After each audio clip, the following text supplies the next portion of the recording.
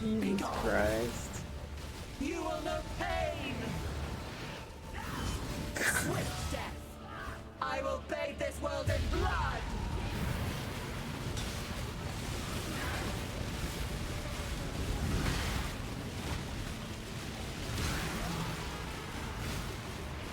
Impressive! That's some big AoE. Be gone! Swift death! Inevitable! Hey, Impulse. Make sure you check the notes section for important info. That's always a good place to check in any PoB. I also periodically update the PoB in the description if I find I missed anything or have any updates. If you have any questions, you're free to ask in my stream on Twitch or YouTube. So the core of the build revolves around no specific uniques, but rather around Locus Mine support gem and instacking. But let's talk about Locus Mine first. Locus Mine allows the build to get a much better use of Power Siphon as opposed to self-casting it. A few leagues ago, they changed the way Power Siphon works, and now for single target, you only get 1 projectile per cast if you are self-casting. Obviously, this is very bad for the damage of it. Before, what you would do is link it with Barrage, and therefore you hit it like 10 times or whatever, but that's gone now. So with Locus Mines, you get 3 projectiles, which is obviously more damage than 1. Power Siphon's been a powerful skill gem for a while now, mechanically and just damage-wise. This league, it also got buffed, which makes it even better. I'm not sure why it got buffed. It was really solid last league. I played this build last league, and it feels so good this league with the buffs. Power Siphon, it got increases and reductions to spell damage, and I also applied attack damage from this skill at 150% of their value on the skill gem itself. Along with that, Wands' league got a significant crit buff, which allows Power Siphon to crit cap very easily, as it also gets 10% more crit chance per power charge and 30 crit multi per power charge, making power charges very, very, very powerful for this build. I think you get crit capped in like Act 3 while leveling. It's kind of ridiculous. Power Siphon also has a built-in Culling Strike, and it auto-targets enemies. All around, a very, very powerful skill. The downside of using Locus Mine is, there's really only one, is that you cannot stand near your mines because they need to be a certain distance away from you to actually detonate. At first, this is a little clunky. Personally, it did not take me long to get used to, and now it feels smooth as butter. It doesn't really feel like a mine build. These days, mines are completely automatic, so don't worry about that and clicking a bunch of buttons or whatever. It just detonates automatically. You just throw them and it targets everything on your screen and everything goes boom. Now, the reason we go instack on this build is mainly because of the modifier on the wand. Adds 1 to 6 lightning damage to attacks with this weapon per 10 intelligence. This allows us to get a massive amount of damage by stacking intelligence. On the other side of this, we also get a ton of defense from int, as it massively increases energy shield, allowing us to get over 20k ES fairly easily if you so please. However, I opted to stay around 14 to 16k, to not sacrifice too much damage, while still being incredibly tanky. I have a few sets of gear passive trees in the PoB. One is a low in quotation marks, / mid-budget.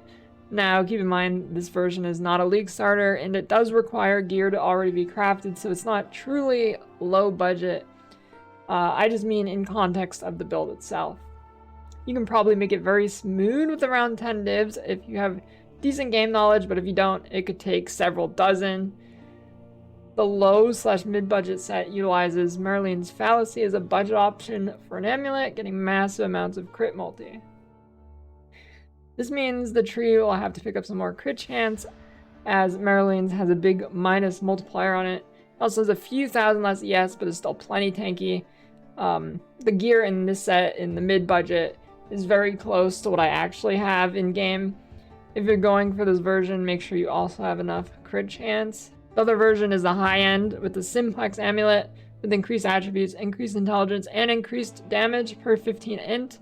This obviously grants massive amount of energy shield and damage.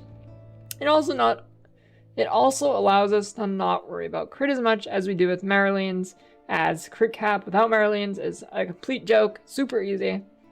So the tree opens up a little bit more, allowing us to drop some crit nodes and pick up cluster jewels. I think using 2 large clusters with increased effect, int in all attributes, and ideally energy shield as well, is optimal at the super high end. But I've only put one in the PoB for now. I'm not really a fan of spamming clusters.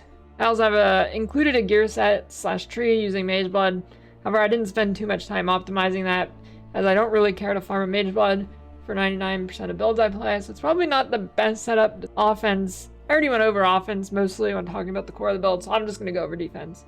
The main defense of the build is getting, obviously, a ton of energy shield. Along with the energy shield, it gets a ton of evasion, allowing the build to get rarely hit. When it does, you recover a portion of your ES because of Ghost Dance. The build easily gets suppression capped with the Spellbreaker Trickster node. Along with Spellbreaker, we have Wicked Ward on the tree as these synergize well, allowing you to have your ES recharge essentially permanently up for most fights, granting several thousand energy shield regenerated per second. The build gets ailment immunity either from Purity of Elements or Storm Shroud. Some things you need but might miss. This is not going to be a complete list. It's just some things I think people might miss. Make sure you're crit capped with Marilians. A good anoint for this early could be Overcharge, as it gives you another power charge, which can get you crit capped much easier. Get some source of double damage. It will grant a lot of damage, more than just the 5% or whatever it says, because it will occasionally give you a much higher shock value, as you're doing double damage, so you get a higher shock value. Easiest place to get this would be a shield or lethal pride. Do not stand near your mines, I already mentioned that, but really don't stand near your mines, throw them at like the edge of your screen. Remember to use Bear Trap in the Arcanist brand setup for a significant single target boost. If you're using Purity of Elements, you need to disable Discipline, but you still keep it socketed for Vault Discipline as a panic button. Okay, so the PoB. For tattoos, you're going to want to get accuracy rating tattoos if needed. If not needed, you're going to replace them with Avoid Stun tattoos. Now, you do not need 100% Avoid Stun to feel fine on this build, as having just any energy as shield when you get hit, which is every single hit on this build, gives you a 50% chance to avoid stun. Now, this is multiplicative with just general avoid stun, so like these tattoos. So you have 50% avoid stun from tattoos only. This does not mean you're at 100% stun, as these two things are multiplicative. I actually learned this a couple days ago. So you would actually be at like 75% chance to avoid being stunned. So you don't need 100%. I haven't been doing 100%. If you're doing bosses, you probably want to do 100%. Stun could be annoying in there, but for mapping, it's felt fine for me to just have a couple, as it still gets you pretty high up on stun avoidance. Now, Bandit, Kill All. Early, you can use Alira if you want to make res easier. Pantheons, Major God, I saw between Solaris and Lunaris. Depending on if it's a chain map on a T17, I go Lunaris. If it's crit, I go Solaris. For bossing, I go Solaris.